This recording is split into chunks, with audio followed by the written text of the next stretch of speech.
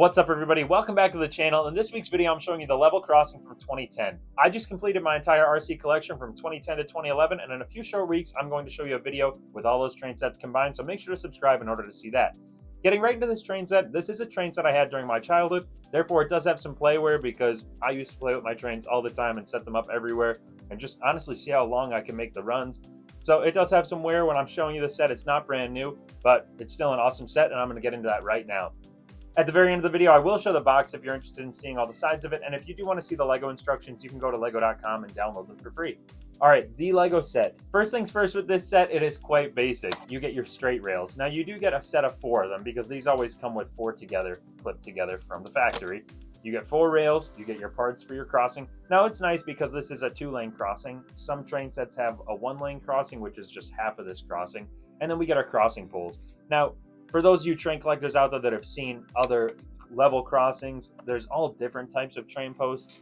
And honestly, I do like these ones, but they're not nearly close to my favorite. There's one that has a metal end. There's all different ones throughout the years. And these are nice. You know, they're tiles with stickers on them, but there's nothing really crazy about them. It is nice that when they come down, there's that hinge piece to, stop them so they hit the ground like that. I do like that feature. A lot of other level crossings have a feature on the other side here that holds the post when it comes down and rests on that. I know we've seen that with World City train sets and some that are much older than my time. Then here we have our 2 signs or our signals. This is just, your typical crossing signs. It's that universal signage showing that, this is a train crossing.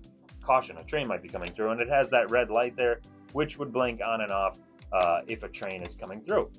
So very accurate and interesting if you ask me. This is one of those sets where, I was younger at the time and, I had one set from each part of the collection, but this is a train set where it would be nice to have 2 or 3 of them when you're incorporating them in your city, because then you could have some consistency to the build and have several crossings that are the exact same versus combining crossings from all different eras. But crossings aren't that hard to build. It's only a couple tile parts here and some plates underneath it attaching it to the train tracks, and then there's these slope plates, and you could get all these on Bricklink, lego.com, or wherever, so you could build as many crossings as you want.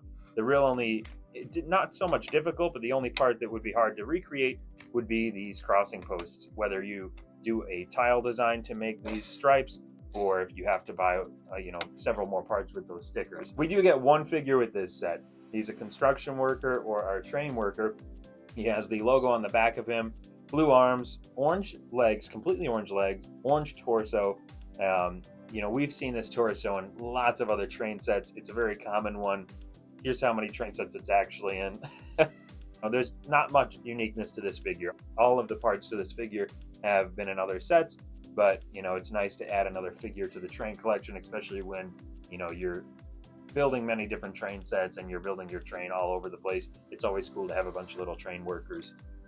Yeah, that's what I think, at least. I like it, and I like doing construction in real life, and it'd be awesome to work on train stuff one day. So I would be pretty happy to be this guy if that was me.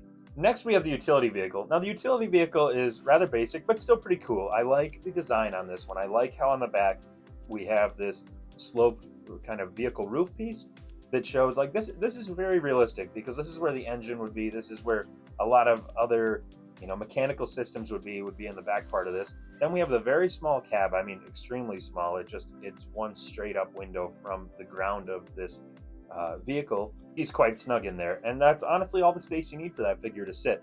But what's really cool is it's quite realistic. It has the light on the top. There are some decals. So on the back we have the hazard strips. It does have hazard strips actually on the tiles underneath, where if it's perpendicular to the wheels, you'd be able to see those hazard stickers. And those are essentially hazard areas to show you shouldn't be standing there, because when this thing's going to rotate, you're in the path of where it's going to swing, and somebody could get seriously injured. On the top, we have the railroad logo. I love seeing this on any of the train sets. I like how it's incorporated in everything. Instead of having a license plate on this set, they just incorporated the set number right there on this 1x4 brick hinge piece, which I really like that. Sometimes I'm not a fan of stickers, but whenever it's incorporating, a license plate or the set number in a spot like that, I thought that was great placement. And to me, I like that. I really like that feature. I think it looks better with that number there versus just being plain or having hazard stripes on these arms. We've seen this before. but it can actually drive up onto the crossing, and you can put the wheels down, and it can actually then roll along the train track, which is pretty awesome because these railroad utility vehicles need to have that ability. That way they can roll along the train tracks, find parts that are damaged, repair them, and make sure everything's set smoothly for the locomotives and passenger cars and freight trains and everything to kind of roll by and along the rails. So this bucket could be used for digging up gravel, loading other trucks that you may have, all sorts of things. You can take this attachment off, and then you could hook up. In this case, they include a hook with the set.